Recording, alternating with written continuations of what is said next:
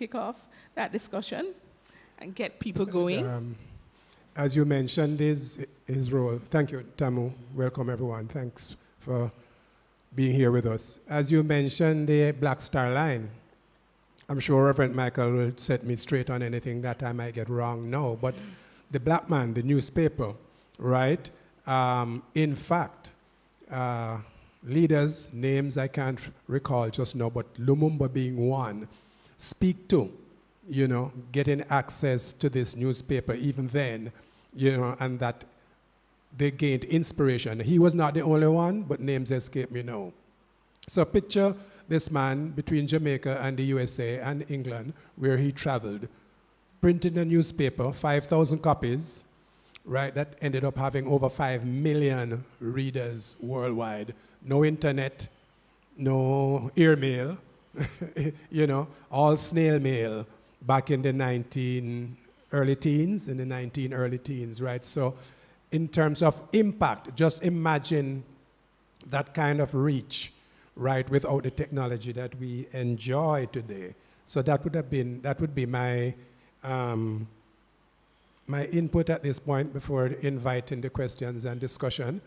But found a book yesterday written by Victor Durham, and let me just explain that any quotes here will let you know the source, and also if there's any music or any other recorded input, they are not the property, they are not our property, okay? So I just happened to find this book yesterday while preparing, right?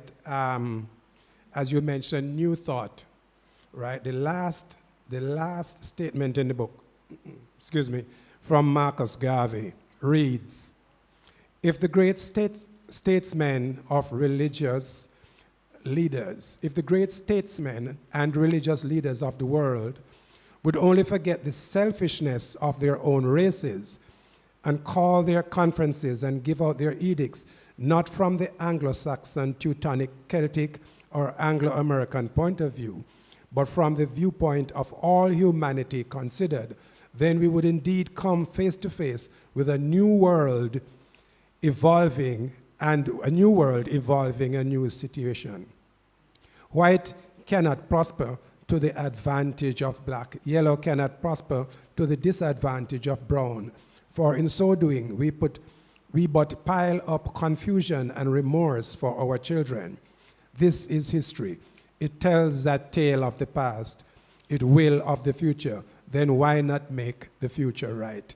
And this was, I don't know the year, Reverend Michael was searching for the year, but definitely before 1923, right? So we invite comments or discussion. Yes. We have microphones here in the temple, and persons online can type in the chat and we will see it. Yes. Yes, so just... We just need the mic. Yes, so the people online can hear you. Yes, I think it's on. Just tap. Yes. I'll come up here later to read a couple of paragraphs about Garvey's parents, but I just wanted Steve to acknowledge the publisher of that book, which must have been one of the earlier books about Marcus Garvey. And when you hear who the publisher is, you will understand why in his house it just happened to be there and found at the psychological moment when he wanted some preparation.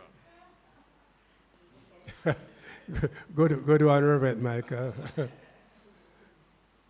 Printed and bound in Kingston, Jamaica by Golden Printing Service Limited, 106 East Street, Kingston, Jamaica.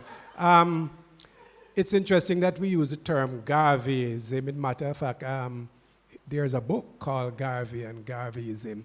And Garvey, in his philosophy, did not defend ism. Mm-hmm. He told us to be no ism and schism. That's where that phrase comes from.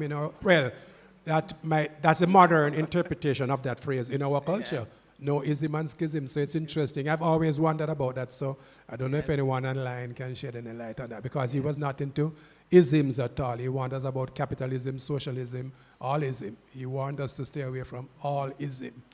Because isms create schisms. He was very clear on that. And look at that. Is Garvey's legacy really what we are experiencing today? The freedoms that we take for granted, the fact that we can go to university, we can own our own homes, we can drive our cars, we can be here today online discussing Garvey in an open and free manner, and also share in our agreements and disagreements as to who he is and who his legacy is. Is this his legacy? The fact that we're today recognizing more and more who we are, where we came from, recognizing despite all that we have been through, we can still step through with love and grace and embrace who we are as a people. Yes. I'm going to invite you to take a mic. I'd say the first. Sonia first, and then Carol. Yes. Just take the mic off the stand, and we can pass it around. Face that way. Face. Yes. Continuing on what you're saying, Closer, right? Closer. Woo-hoo.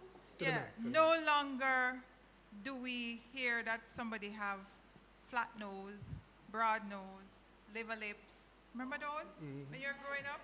Hello, can you hear? Yes. Right. Yeah. Yes. No longer do we hear that people you have flat nose bridge, you have broad nose, you have liver lips. Now everybody, because as I move around here now, everybody is beautiful, right? No longer are you being made to feel because you're not brown, you're not pretty. Yeah, I remember many years ago, I'll call her a cousin because she's a distant relative. And we were both teenage girls. And she said to me that she was not pretty. And I look at her and I said, but this girl is prettier than me, right? But then it took me a while to realize that because I'm brown and she was dark, she felt that because she's dark, she's ugly. And society made her feel that she was ugly. So thank you for Garvey. Thank you for where we have reached, where our young girls, at least many more of them, can feel that they're pretty. There's still that segment that feel that they need to be brown, and they will bleach, but we have to deal with them. Thank you. Yes, come on up, Carol. Yes, good morning, everyone. Morning to you online. Microphone. Before I start, I just wanted to clarify that the pardon is not an exoneration. Yes, Okay. yes, that is true. Yes, that is true. Yes, moving on from that true. in terms of Yes. Garvey's legacy. Yes, The that is legacy true. continues. You cannot separate the legacy of Garvey with the legacy of Bob Marley. He has substantially taken what Garvey left and taken it broader than Garvey could have imagined following his demise, can we call it? So we have to acknowledge what Garvey started and where it continues, and it continues unabated with the music in our generation, thanks to Bob Marley. Yes. And it's quite fitting that this is also Reggae Month because, as you know, many of the lyrics of Bob Marley's songs, he quoted straight from Marcus Garvey. Yeah. Emancipate yourself from mental slavery, war, and there are many others that, yes. I was just, Imperial Majesty was war. So many persons have paraphrased, quoted Marcus Garvey in many different ways, sometimes acknowledging him, sometimes not. Even our very famous Caribbean leaders that continue to quote and paraphrase Marcus Garvey in their speeches on every platform and forum. Okay, morning everyone, including those online. Interestingly, I was just about to say something similar to what Carol said about the fact that each generation has responsibility to take it higher and higher. And I rejoice in what we have gained, as Sonia said, but I think we have work to do. I was watching what they call online the greatest 100-meter relay ever. And I noticed that people speak a lot about Bolt's, Usain Bolt's role in it. But the person who handed the baton to Bolt had a lot of work to do. So that by the time, what's his name again? What's the person? Yeah, man. Yeah, you see that's what I mean, right? The anchor leg you tend to remember, right? Yvonne would know. Yeah. But he had a lot. Remember he won the 100-meter when Bolt picked, right? Okay. Was it that Full. Johan Blake, right? So he had a lot of work to do. So by the time Bolt got it, Bolt ran for his dear life because they were really behind up to that point. So I mentioned that to say that every generation has work to do.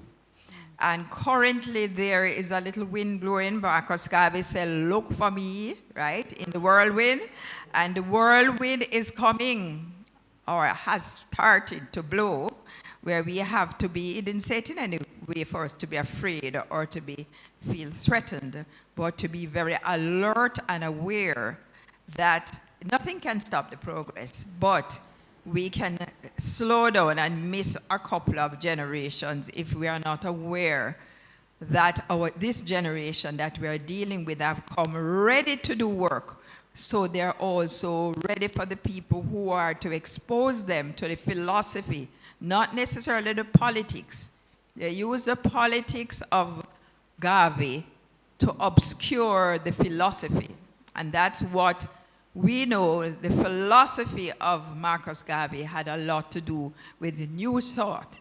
He said, his first speech at the big conference that was held, I think it's down Racecourse, was, I've come to Jamaica to bring new thought. That is how he started his thing. Okay.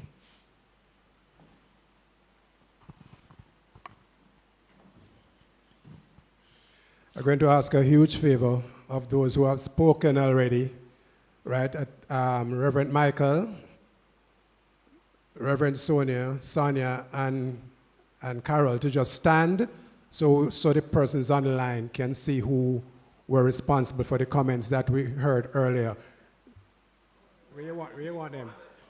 Just come, just stand. Just stand and come up here.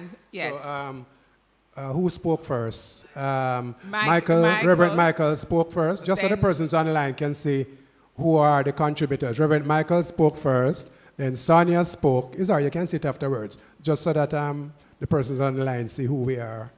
And then Sonia spoke, and then Carol spoke, and then Reverend Sonia spoke. I'm seeing the apologies I'm apologies seeing the for not. placeholder, Who? Sorry, Steve, I'm just seeing the placeholder online. Sorry. Yeah. Okay. This is the lady Yvonne Carty. Please explain Garveyism. The word Garveyism, Auntie Lil ready. Auntie Lil is ready, or Reverend Michael. Garveyism. Seeing as always say Garvey wasn't into no ism. I'll attempt. Auntie Lil, Auntie Lil is the right person. Yes. Focus on Auntie Lil, don't focus on Steve. Steve don't necessarily know. Steve, ism usually associated with types of behavior, governance. Yes. No, not schism. So I'm sure it was meant in a complimentary way, but I just found it interesting that we are describing the man and his ideas for governance by using a word or a, what's it, after the, not prefix? The suffix. Suffix, and using a suffix that he didn't subscribe to. Yes. That's why I use it deliberately. Well, we're not into any isms and schisms, because isms bring schisms. But Garveyism, I guess, the whole point of Garvey is a way, it's a philosophy which is attributable to Garvey's thought, to his philosophy, and to what he stood for. So if one were to define Garveyism, I think it would be to say this is the group, this is what comprises the group of thoughts, ideas, philosophy, and way of life, and the leaning of this great man. And I wanted to share two little things. The word smartification, which you have heard Professor Rex Nettleford use over and over, that to Garvey, to the great Messiah Garvey, I think we could ascribe this smartification of the black person. Perfect, perfect. And the second thing I would like to share is that one of the main things he said was a people without a knowledge of their history is like a tree without roots. And indeed, this kind of forum is so important, not just for looking at what he stood for and what he handed down to us and has been handed down over the generations, but also the fact that we can remain grounded in new thought and in his thoughts, and grounded so that we will never be like a tree without roots. Thank you. Well said. Thank you, And, Anthony. you know, that takes us into our other reflection and topic that we're exploring deep into our main topic. And so with these reflections and with Garvey's roots and legacy running deep in all of us, whether you know it or not, today we can apply these principles to our own life. And so hence we're moving on to look at Garvey from the New Thought perspective. So in addition to his some say political activism, another ism, his philosophy, which we have come to know, and I think a lot of his detractors promoted a lot of his in a political misinformation around Garvey. So many, even in my generation, I hear we're called Generation X, would, at that time think, oh, this back to Africa concept. But I remember another profound moment for me was I was watching, I think, TVJ, CVM News, and they were showing some program by a Peace Corps worker in one of these communities. And they were doing this community center and homework. And the Peace Corps said one of the things they found was they needed to build self-esteem of these children. And this was a Caucasian and American. And she said they were teaching Garvey as a part, as a vehicle to that. And I was like, but nobody taught us Garvey in high school. Why? This Peace Corps worker came and was teaching Garvey to someone in the community, Garvey, who was our national hero. Why wasn't Garvey, or isn't Garvey, part of a routine curriculum? I'm not sure now if it is, but part of a routine curriculum. Why weren't we taught that? All you know is that some national hero that said back to Africa. That's all. That was, I distinctly remember that was something that was constantly pushed. And so when will we get to that place? So for me, that was a profound moment. I said, she came to Jamaica, the home of the national hero, to teach the people of Jamaica, young people, how to love themselves and be proud and build their self-esteem using Garvey, which we were the land of Garvey. Well, similar thing we could say about Bob Marley, but we won't go into that. But that was profound. So I think, we need to reflect on how his principles can apply. But Garvey... Before you move on from that, though, Tamu, one of the things that you have to understand is that, who alluded to it? Auntie Lil and Carol, both, and Reverend Sonia said it too. Remember now, you mentioned that this person may have been from the United States. They grew up, she would have grown up in a society where black activism, certainly in the early 40s and 50s, was, for the most part, about persons who were exposed to Garvey, if not Garvey, Garveyites. So that information is not exclusive, to any kind of privilege that she might have had. It's just that being the good former slaves that we are, maybe we felt, ashamed of our own blackness, which is the point that Sonia was alluding to. But here Garvey, on the whole matter of religion. God and nature first made us what we are, and that out of our own creative genius, we make ourselves what we want to be. Wow. Follow always that great law. Let the sky and God be our limit and eternity our measurement. Would you dare teach the children of slaves or the enslaved to see themselves in this light? So this was quite deliberate, and it's up to us by having these types of discussions. Stop waiting on officialdom to put policies in place. Dr. Tamu, Carla, Reasoning, and Garvey, be there and admit that you know nothing about Garvey, and hope that Reverend Sonia and Auntie Leila and Carla and Sonia and Ivan and Reverend Michael are there to enlighten you. So we may be the discussants, but certainly, we don't pretend, as you said earlier, but the information is there. So we owe it to ourselves to open us and those who attend to this kind of information. So I want to thank those that I've just named and those who have not yet spoken, for helping us in this regard. Yes. So Garvey, as a New Thought leader, his emphasis was on the power of mind, and I think that came through in what Steve just shared.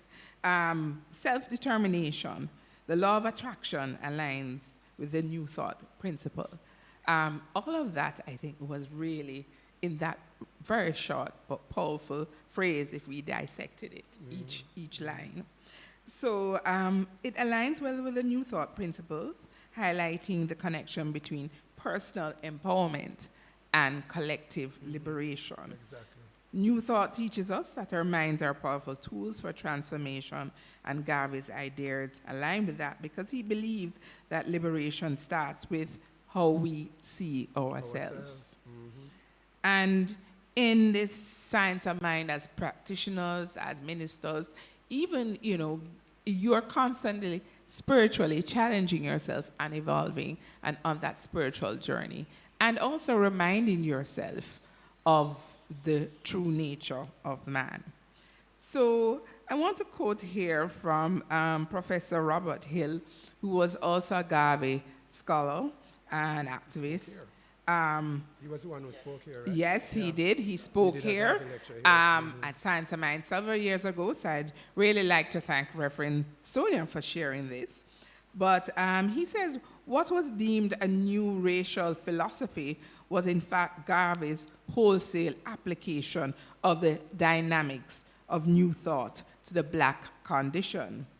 He further goes on to say Garvey's course in racial leadership could be justly described as a black version of New Thought, offering a similar system of practical metaphysics geared to achieving mental emancipation and personal success.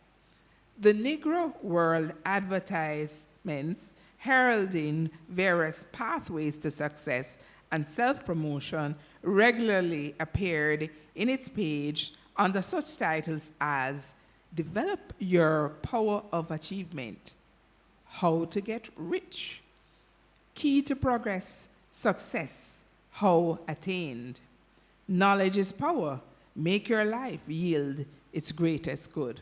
Sounds very familiar? Very familiar. But Garvey himself was a New Thought student. He goes on to share, Garvey read widely amongst them Thomas Edison, Ralph Waldo Emerson, and Garvey's course in racial leadership could be justly described as, again, reminding us a black version of New Thought. offering this practical approach to metaphysics geared to achieving mental emancipation and personal success. And I think probably that's why that song, Emancipate Yourself from Mental Slavery, doesn't only resonate with persons of African descent, but right across the world. It is a song that is quite impactful. And so, you know, Steve, let us probably find out from our audience here, yeah, what do they think? I like the thought. Yeah. I like that thought because in discussions, a lot of times, you know, if we look at the fullness of race, not ethnicity, then up you mighty race could actually mean up you mighty human race. And with unity as the only creed, one God, one aim, one destiny, you know, that phrase could very well mean, you know, Black Power advocates might not like that particular interpretation, you know, but Ubuntu is a part of our heritage, you know, and I am because of you, you know, we cannot be without each other. You know, we just have to face that reality. So do we know that Garvey did not mean the human race? Yes, he spoke to us, his own people, but he had forged links, you know. Funny, we were talking about the treatment of the Japanese and the Chinese in the United States earlier on. He had forged links with, what is the correct word? Oriental, Asiatic peoples, you know, to move forward. Who knows? Picture an alliance between us, the Chinese, the Japanese, who were enemies at the time, via the philosophy and the vision of Marcus Garvey. What would 2025 look like today? You know, we will never know. You know, so a lot of times we are motivated, sadly, by fear rather than seeing the possibility. You know, we were just listening to Garvey speak. I don't know if time will allow us to have a little listen with that. But what do you call it? Stream of consciousness, you know. There are pastors here who can better explain. But the words just kept coming, you know, because he felt so strongly and believed so much in what he was saying. Dare we not listen to someone with that kind of vision? I don't know if we can afford that luxury, you know. Before you yes, speak. go ahead, and this is the time we're opening up to the floor. Yes, for comments. and so please, everybody else who is here. It's interesting that Steve would put it in that kind of context, because how do we know that that's not what Garvey meant when he said, up you mighty race? If you consider the rest of his philosophy always spoke to oneness. Oneness. He said one God, one aim, one destiny. He didn't say one black God, one black aim, one destiny. He said one God, one aim, one destiny, which was and still is the basis of the science of mind philosophy, right? So we can't know for sure. I think, yes, there's a difference between ethnicity and race, as far as I'm concerned. Even before I heard Garvey speak, there's only one race, and it's the human race. Now, that has been translated into an ethnicity, which is really imposed. It's imposed. There's no such thing as a black race or a white race, or one race we have. Okay. Very well put, and you know that's a lot of the thoughts, you know, that a lot of persons are expressing now. And if you will look at even this concept of Latin American versus Caribbean or etc., most if you go to those countries, they don't identify, divisive, right, yes. what with being Latin America. If you go to any of the African countries, they identify with their ethnic group and who they are, and so tribe as well. And that's the same for Europe and right across the board. Yes, Carol, I agree with everything that you said, but I am going to stick my neck out and say, having read a lot of that very thick book, Philosophies and Opinions of Marcus Garvey, Garvey was not trying to divide people. Exactly. He was saying, look at the white man. He had nothing against it. He said, look at what he has done. And guess what? You can follow some of that example. There's nothing wrong with that. There's him saying that way, right? He said, go into your, whatever you call it, not villages, what they call it, in town, the places in America. We are speaking to them. You know, the little cities, going to Harlem, he says, build your things and the people will come. Build your things. Use your own products. Sell it to yourself and the people will come to buy it, right? And he said, when you're doing that, in other words, he didn't say, look at the Chinese, look at the white man, but he said, look at the people who are succeeding and see if they're not actually implementing what I am telling you. Exactly so. Exactly so. One of the young minds, again, we have some recordings, but time might not allow because Robert Michael has to tell us about the origins of Garvey himself. But I think his name is Umar Johnson, Dr. Umar Johnson. Google him or YouTube him. You know, he speaks very strongly about exactly that point, you know, about, and some of the young black leaders in the States and elsewhere now to speak to that point, exact point, about strengthening our own economy by supporting each other. You know, so very important. That was one of the things that Garvey advocated.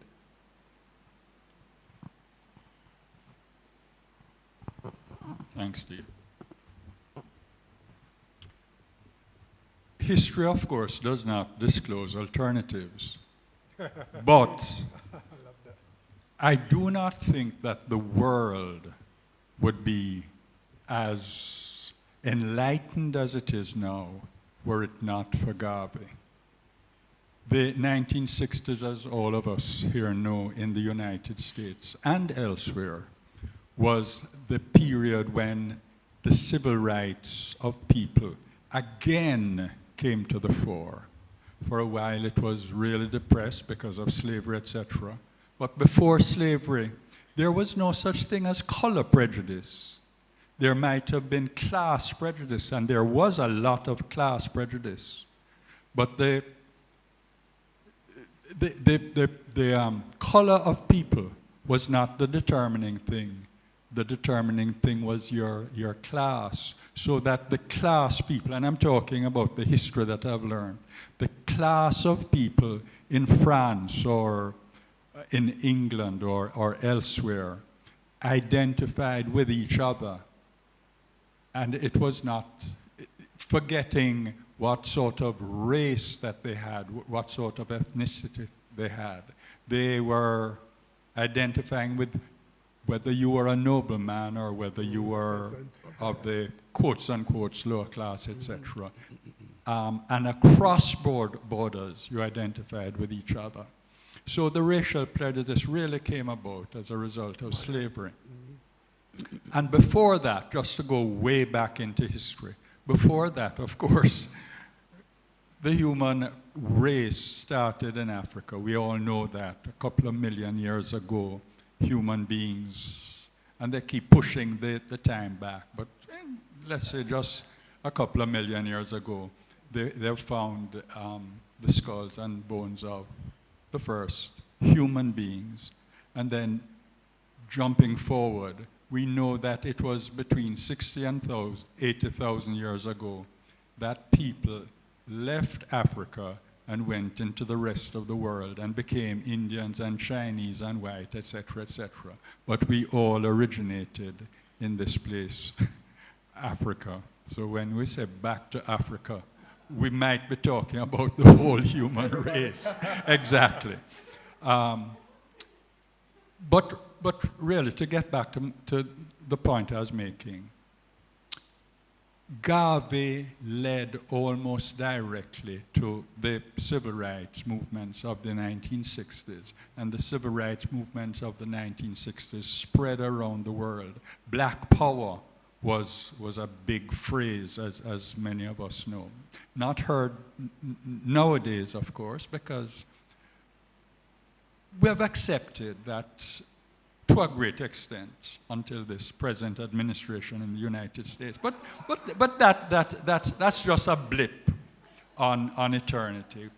In a couple of years, it's gone again. We've pretty much accepted that we are children of God.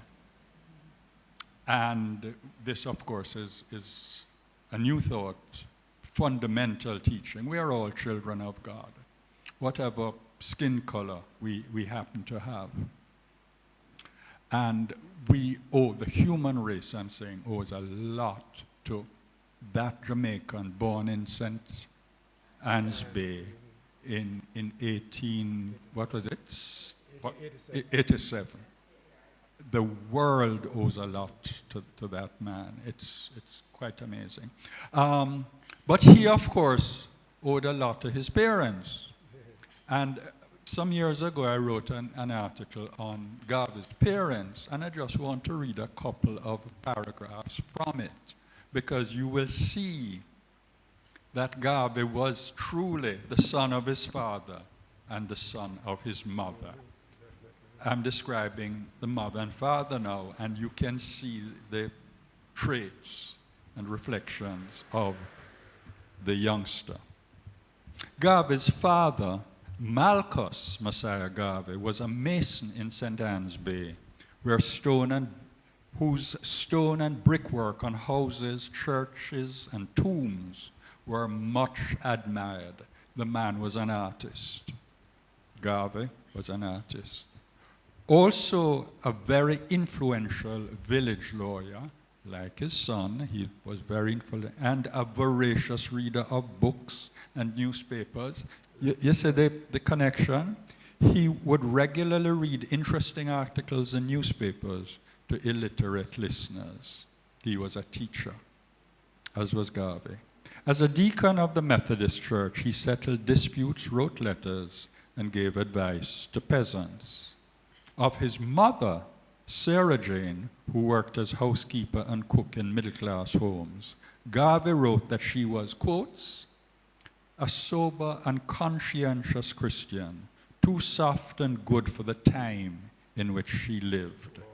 She was, quotes, always willing to return a smile for a blow and ever ready to bestow charity upon her enemy, unquotes. So we see that Garvey had many traits of his father and traits of his mother.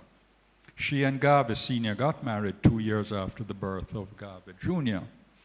Garvey saw his mother as the direct opposite, that was a quote, of his father, who was severe, firm, determined, bold, strong, refusing to yield even to superior forces if he believed he was in his right. Now, that could have been description of the young, of Garvey. Of the son. Stating, too, that his father was, again, quotes, a man of brilliant intellect and dashing courage, and the youngster, who was unafraid of consequences. So there are the couple of paragraphs. And they say the child is father of the man. The child was father. The child is son of both mother and father. Thank you. Whoa. Wow. Thank you Who for knew? really, Whoa. Thanks, Reverend Michael. Yeah. really putting it in context. In context, yeah. I just want to share some comments from online. Here Vance reminds us that self-reliance is what Garvey taught. That's Vance Gardner. And Reverend Michelle shared that Malcolm X's mother edited Garvey's newspaper in the U.S. She was a self-proclaimed follower of Garvey, and Malcolm was influenced by his philosophy at an early age. So, wow, yes, important to share. That point is very important. I think, Yvonne, when you asked about Garvey's, in part of Reverend Sonia's explanation was about the motivation. So moving forward from even the early African leaders, even into our lifetime, into the States. Thank you. Thank you, Reverend Michelle. That's a good reminder. So at this time, I want us to reflect. How could we use, knowing that Garvey was a New Thought leader, what could we use to translate in our own lives? Can we, I would like to get some perspectives on that. Let's say we agree with the thought that, hey, Garvey's philosophy was really a Black New Thought movement. Yes. We have two persons, yes, Reverend Michelle. I want to make a link between that question that you asked and something that has inspired me. I always have this idea that the world is my stage. So in my prayers, I always include my prayer for the world, and I'm bold enough to think that the prayers that I do for the world will make a difference to world leaders wherever they are. The reason I'm bringing it up in this forum and this context is that it is said by people like the prominent leaders, I will not call any name necessarily, in Africa, were told that they were nurtured on Garvey's teachings, and that we can say with confidence that Garvey was in large part responsible for the consciousness which generated the boldness which led to the liberation of many of the African countries. That is fact. Thanks for that sharing, Reverend. And the leaders have admitted it. Yeah. Some of those leaders have Yes. admitted it. Yes, certainly, like Mia Motley, who consistently Quotes Garvey. paraphrases and quotes Garvey at the UN and any stage, and links it back. And Marley and as well. And Marley as well. Yeah. Yes. I won't forget going into the Garvey Center in Costa Rica and seeing how revered that man was and how they upheld a lot of his teachings. So directly related to what you said, for me, it's emancipate yourself from mental slavery, come with me. None but ourselves can free our minds. Have no fear for atomic energy, for none of them can stop at a time. How long shall they kill our prophets while we stand aside and look? Some say it's just a part of it. We've got to fulfill the book. Won't you help me sing? Doom-ba-doom-boom. These songs of freedom is all I ever had. Redemption song, redemption song. And that is what I see our work to entail, that our work entails spreading this word, it's redemption song, redemption for all the peoples, not just the black race, but all the peoples of this world. Thank you. Yes. Thank you, Auntie Lil. I have to talk a little bit about Steve when it comes to that song. Two stories about Steve. One is I had some teachers. Now, can you imagine a room full of, at the library, a room full of teachers, and Steve, Mr. Know-it-all, get up to quote Bob Marley and use those words. Every single teacher in the place got up and said, no. It's Marcus Garvey that come from. And I had the pleasure of working with the I3 when Bob toured in 1980. And my sole responsibility after the I3 had finished performing was to make sure Bob's guitar was in tune for him to do that song as a solo item, you have to see the impact. Really, I invite anyone online to look back at that 1980 tour that Bob Marley did in Europe. It's unbelievable. So the point that Carol made and Yvonne as well about the connection that Marley carried over, into now.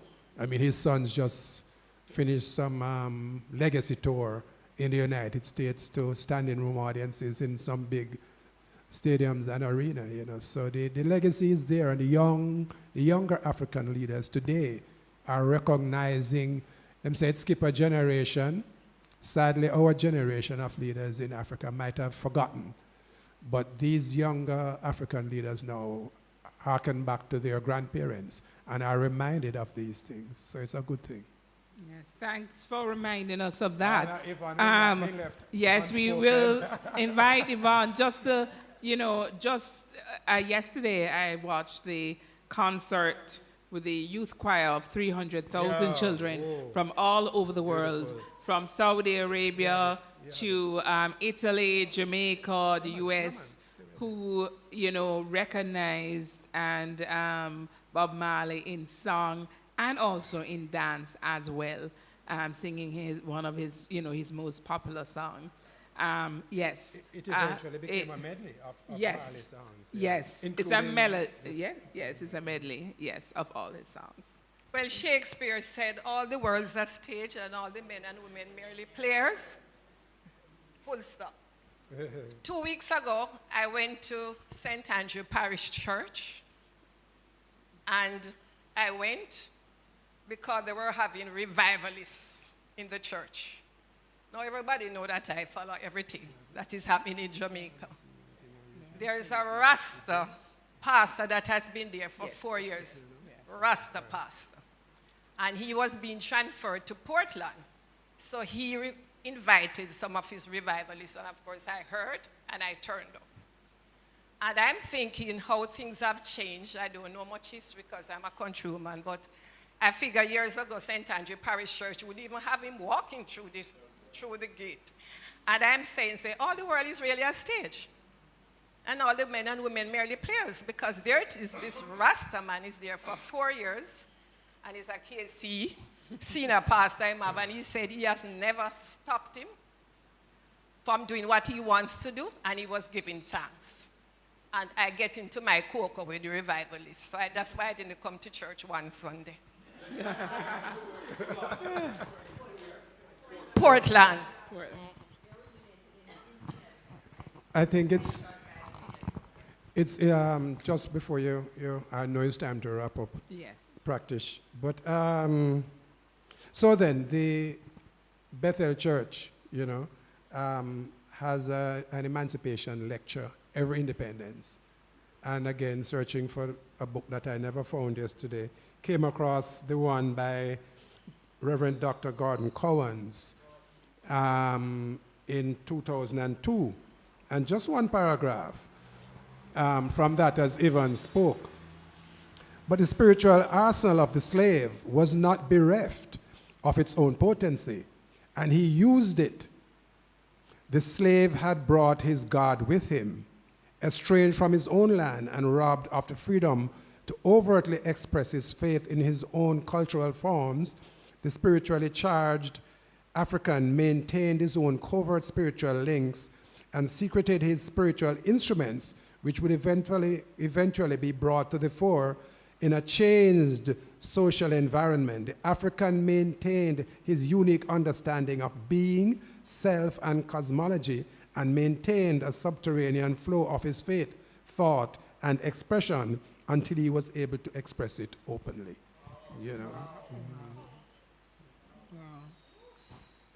So we have had a really good discussion looking at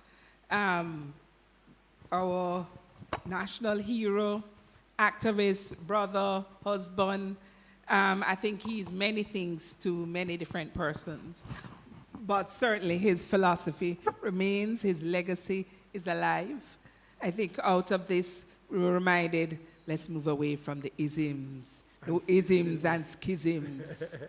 But Garvey, the philosophy, we recognize that as a baton is exchanged in a relay, that we continue to pass this on. It evolves in many different ways. And of course, we need to recognize that I think there is a whole wind blowing of change that's blowing. And I think we are in a different place and space now with the advantage of social media is the advantage of sharing knowing, you know, people right across the diaspora in many different countries of what is actually happening, recognizing we're one people, the human race going to that. I don't want you to wrap up just yet. Yes. I know it's time, So but we- I'll allow you to wrap up. I'm sure Reverend Michael will do our closing treatment. But as you mentioned that relay analogy that Reverend Sonia used, the world record for the 100 meter is 9.58, right? That team that Reverend Sonia referred to, right? An African leader whose name escapes me now, someone will put it online. An African leader made reference to that world record and did the computations, the maths. It turned out that each leg would have been 9.22. So the combination of four, the fastest man in the world, the second fastest man in the world, and I don't remember the other two, my track friend, them don't cost me, combined to run 9.2 seconds over the 100 meters. Think about that. And that analogy, that comparison was done by an African whose name I don't remember. I don't like to say African. I prefer to call the country, even though the countries are a kind of division. So, but a young African leader made that point, speaking to some youngsters at a university. What is the world record for the 100 meter? Of course, everybody know. Usain Bolt, 9.58. And them say, okay. And the world record for the 4x100, a few knew it. And he said, divide that by 4. It came to 9.22. So you mathematicians can do the maths. Sorry. Thank you. Together, of course, Together. we're inspired by that point. Thank you for reminding us of what actually happened. So also, I just want to end with this point from Professor Robert Hill. What was deemed to be a new racial philosophy was in fact Garvey's wholesale application of the dynamics of New Thought to the black condition. And so we're going to invite Reverend Michael just to do our closing treatment, and then I'll have some final words of taking you away with Marcus Garvey's thoughts. Go ahead. We go within. Within, we connect with our one source, God, the Almighty, everlasting Creator of our philosophies, of our consciousnesses. And we give thanks for the unity that has taken place in this temple this morning, reminding us that we are indeed under God, one race, one humanity, one people, in fact, one consciousness, and that consciousness is united with God's consciousness, and we are one with each other, and we are one with God. We thank our first national hero, Marcus Messiah Garvey, for reminding us that which we knew, that there is one thought, because there is one mind, there is one God. And as we go to our various destinations and activities this afternoon, we know that we remain at our foundation, one. And that is all we know on earth and all we need to know. We are brothers and sisters of God. I know this, I believe this, and I know that all those within the sound of my voice also believe it and know it. Let us teach it. One God, one aim, one destiny, to quote our first national hero. I release my words into the law of mind, giving thanks that as I have spoken, it is so, and so it is. And so it is. So as we celebrate Black History Month and Reggae Month, I'd like to thank you all for engaging in this powerful conversation. And remember, as Garvey said, the black skin is not a badge of shame, but rather a glorious symbol of our national greatness. And I would say global. Yes, global. greatness. And so, any closing thoughts, Steve, at this point in time? And perhaps we could just play a few, synopsis of Marcus Garvey's speech. His voice, as we end and this we session. make sure to tell YouTube that we don't make any claims to this. Yes.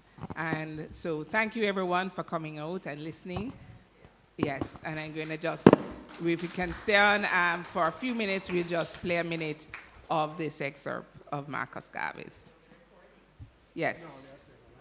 So in this recording, we feel that he is really channeling these thoughts as he shares his speech. May I say something to you to give you a true knowledge of yourself and life, so that the same glory and success attained by other men who understand themselves may be yours? Man in the full knowledge of himself is a superb and supreme creature of creation. When man becomes possessor of the knowledge of himself, he becomes master of his environment, the captain of his own ship, the director of his own destiny, the accomplisher of his own ends.